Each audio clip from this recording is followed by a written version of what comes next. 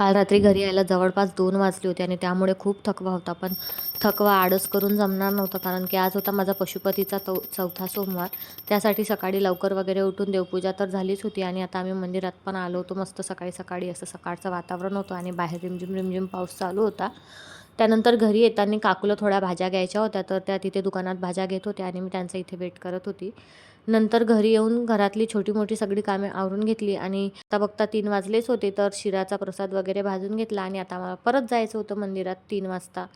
आणि जाता-जाता परत आम्हाला मध्ये इथे पाऊस लागला होता आणि हा ड्रेस ना मी फ्लिपकार्टवरून घेतला आहे. तुम्हाला लिंक पाहिजे असेल तर नक्की कमेंट करा. त्यानंतर मस्त मंदिरात गेलो, आरती वगैरे केली, पूजा केली. थोडा वेळ तिथे बसलो, मस्त पाऊस चालू होता तर.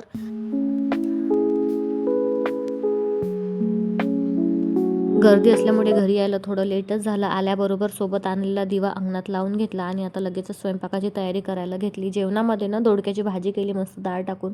काल मी आणले होते त्याचीच भाजी आज करून घेतली. इकडे पोळ्या वगैरे पण माझ्या झाल्या होत्या, बस आता जेवण बाकी होतं. मला ना पोळी भाजली की त्यातली वाफ काढायला खूप आवडतं. तुम्ही पण करता का असं? आणि समजा कधी मी पोळी तसं न करता ठेवली तर मला वेगळंच वाटते. स्वयंपाक झाला होता आणि माझ्याजवळ थोडा वेळ होता, तर म्हटलं आज पार्सल आले होते मेशोचे टॉपचे, तर ते तुमच्यासोबत शेअर करते. तर हे एक टॉप आहे ब्लू कलरचं, कपडा याचा खादीमधून आहे आणि याचा थोडा कॉटन आणि खादी मिक्स वाटत होता. दोन्ही पण टॉप छान आहेत. तुम्हाला आवडले असेल तर कमेंट करा आणि भेटूया नंतरच्या व्लॉगमध्ये. Stay connected. बाय.